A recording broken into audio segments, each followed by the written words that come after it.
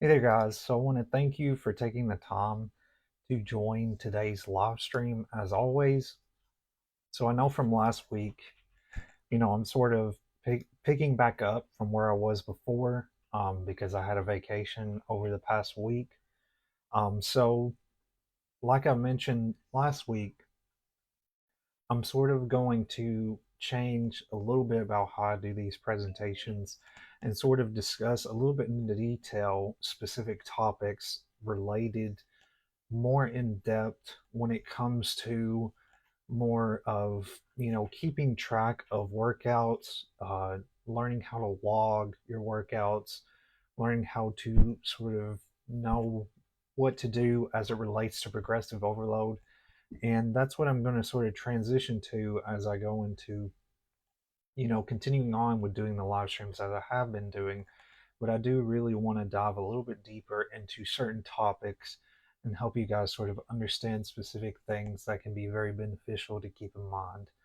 And this topic today is extremely important. It's something that I practice every day as far as it relates to my personal workout routine, and it's something that I do recommend for my clients as well. It's just an essential thing that if you're focusing on a goal in particular, related to weightlifting or related to muscle gain in general, this is something that you do need to keep in mind and that you do need to have knowledge of because it is going to help you sort of know how to progress further. So that's the reason why I'm going over this topic today and why I'm going to be diving a little bit deeper into certain topics as well. So I did want to do a little introduction there. But with all that being said, I do want to add another thing as well. As always, I do want to mention my website. It's bponlinefitness.com. It always stays updated. I usually try to keep it up to date with a lot of great content, whether it be my fitness blog, whether it be, anything related to my live streams. I always try to keep it updated to where you can access that. Lots of free information there. Of course, I have information on online coaching, what you can expect from online coaching and things of that nature.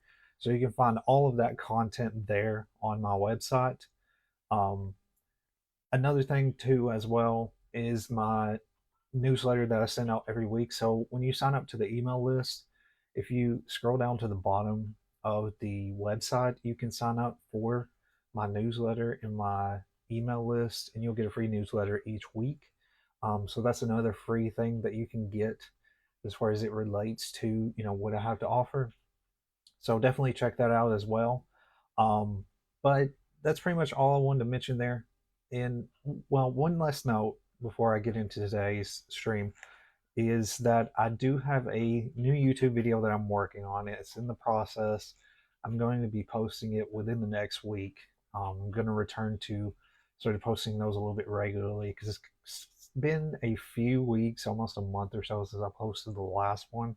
But I'm going to post another YouTube video here soon.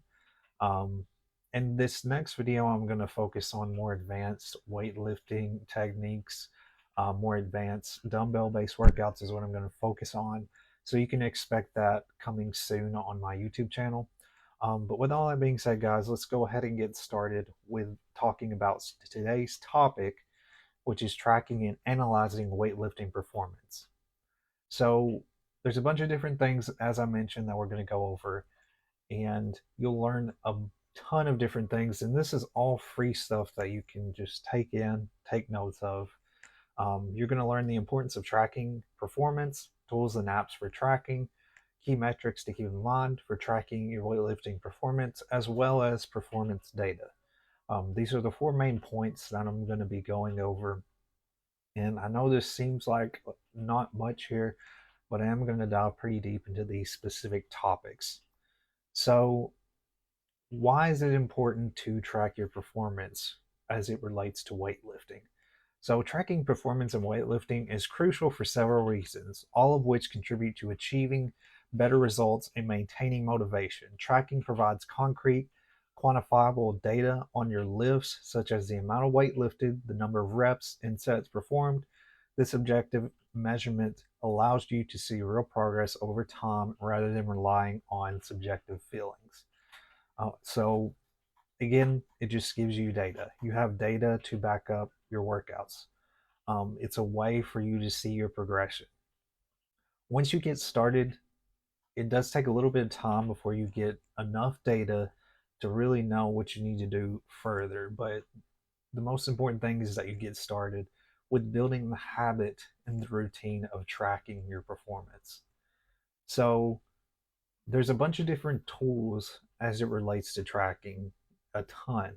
And it all is very dependent on this certain way that you like to track. So there's a bunch of different methods. So just keep in mind that focus on a specific type of method that works for you. So again, there are various ways to track. You can do a notebook, printed templates where you can manually record exercises, sets, reps, weights, and notes. So you can do it just as like a regular notebook. You can use the Excel sheet, Google Sheets, or similar software to create and maintain digital logs. You can do that as well. You can use mobile apps such as MyFitnessPal. That can also be beneficial as well, being effective for tracking not only your workouts but also your nutrition. So there's other fitness apps besides that app itself, but I just want to give you sort of an example. MyFitnessPal is primarily focused on nutrition, but you can add exercises into it as well. So I just want to give you an example of what you could use there.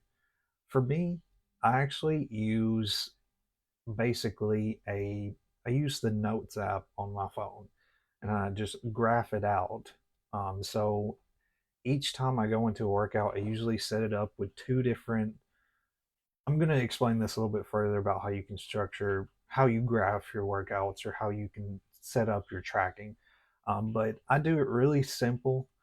The way that I set up my graph for tracking my workouts is I have one section that is the specific workout, and then one section that has the sets and reps. And what I'll do is I'll have the sets and reps on one side and then each workout on the other. And then along with the sets and reps, I usually put basically in parentheses how much weight I lifted in that specific set or rep, basically. The simpler, the better, I think. Again, you don't really need an extreme amount of data, especially getting started. If you do want to go deeper and you're more focused on, more performance-based goals or, really hitting personal records, then that's when I would say you probably need to be a little bit more detailed with your data. But with me, I always try to make it simple. I think it's better if you keep things simple. Just use a method that works for you the best and sort of go from there. Like I mentioned, you can just use like a notepad. You can use, like an Excel sheet, like I've mentioned, mobile apps. There's a ton of different ways that you can do this. And a lot of this stuff is free, very easy to access. You just have to sort of structure it the way that you want it. So, a simple workout log. So, I'm going to go over a little bit about some of the different things that you can track in a workout log as you sort of build it out. And again, we're focusing primarily on weightlifting performance. We're talking about this specific topic relating to the workout log. So, of course, you want to have a date, the specific date of the workout, the time, the start time of the workout, optimal but useful, optional but useful for tracking trends related to time of day.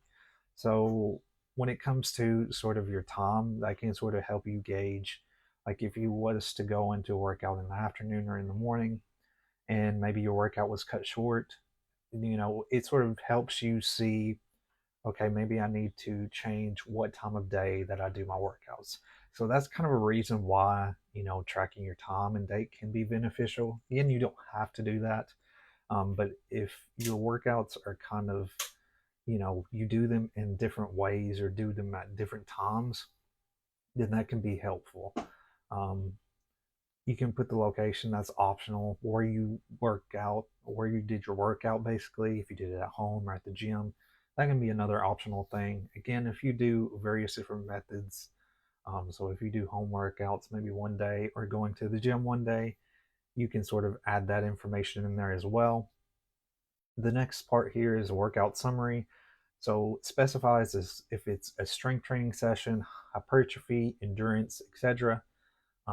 Put the duration or the total time spent on the workout, which body part you're focused on, basically the workout split you were focusing on, which muscle groups you were targeting that day is basically what information we need there. That's another thing I always mention in my when I'm tracking my workouts, what split I did that day, what specific workouts I'm doing, sets, reps. Usually that is the main information. And of course, the weight I'm lifting, that's the main information that I usually always put in there. So just keep that in mind. Again, you don't have to put all of this data. Just put what you believe is important to sort of keep track of. That's what you need to focus on. So here's another, basically an extension of, talking a little bit more about sample workout logs. So part two here, the name of the exercise. Again, this is stuff that you really need to put in your workout log. This is the essential stuff. So your sets, the number of sets you performed, your reps, number of repetitions performed per set, your weight, the weight used for each set recorded in pounds or kilograms. This is extremely important. Your weight really needs to be recorded. And the reason being is if you'll start to notice as you track over a long period of time, over a couple months, you'll really start to see what exercises you may be lacking in and what exercises you may be strong in. And what I mean by that is you may be able to lift more in certain exercises. And as you see your progression when you're focusing on progressive overload and you're gradually increasing your weights, you're going to see that progression with all of the data that you've recorded. When you sort of build out that data, it really helps you sort of see where you need to go next. And that's why recording that weight is extremely important. That's something that you really need to add. Rest period. This can be another beneficial sort of point of data to keep track of as well. So duration of rest between sets in seconds or minutes. So your rest periods can be very important. And the reason being is that rest periods can, so basically explaining rest periods, um, let's sort of give an example as it pertains to my clients. So certain clients that I have focus primarily on muscle gain. As they go through different phases, their amount of sets and reps and rest change throughout these phases. So as you get further down, through more intense phases, your rest periods are going to be a little bit longer. Um, and the reason being is that when you have a rest period that is maybe 1 to 2 minutes, you're giving your body enough time to sort of, really get ready for the next set. Because you're doing such intense workouts, you're going to give the body enough time to perform the maximum amount of reps that you can perform in the next set. So that's why rest periods are really important, because if you give your body enough time to rest, you're really going to be able to perform better in the next set. And a lot of people, this is something that they neglect and they don't keep in mind. You don't need to rush through your workout. You need to have a rest period time, and then you need to go, into your next set. But rest periods can be very important to track, especially for somebody who's focusing on muscle gain. Tempo. This is another thing, and this is another thing I usually always mention with my clients and what I have in their workout plan. Tempo is basically the speed of a lift, often noted as a sequence of numbers. However, I usually do it a little bit different. So usually low, moderate, or high tempo is usually what I mention, and that's more self-explanatory. But you can mention it as a 2-1-2 for 2 second lift, 1 second hold, or 2 second lower. There's a bunch of different methods that you can keep in mind when it comes to tempo, but I try to keep it as simple as possible. Um, Performance metrics, volume calculated as sets, reps, and weight. And then this can be auto calculated in a spreadsheet. So these performance metrics, again, are something you don't have to necessarily focus on, but they can be beneficial to keep track of. Intensity, rate of perceived exertion, RPE, on a scale of 1 to 10 as a percentage of 1 rep max. This is something that my clients do whenever they complete a workout. It's not necessarily something they track, it's something that when they get done with the workout, it always asks them the question of their RPE, so how difficult the workout was. That's something you can track yourself in a spreadsheet as well. Just basically, rate yourself from 1 to 10. How do you feel? How effective or how difficult do you feel this workout was? PRs, this can be another great thing to keep in mind. Personal records for specific exercises. You can highlight these in the log. Another great metric to keep in mind, but keep in mind, you don't really have to track each one of these. You just need to focus on what matters most to you. Like I've mentioned with mine, I use really simple metrics, like really simple. So this is just an example of a log.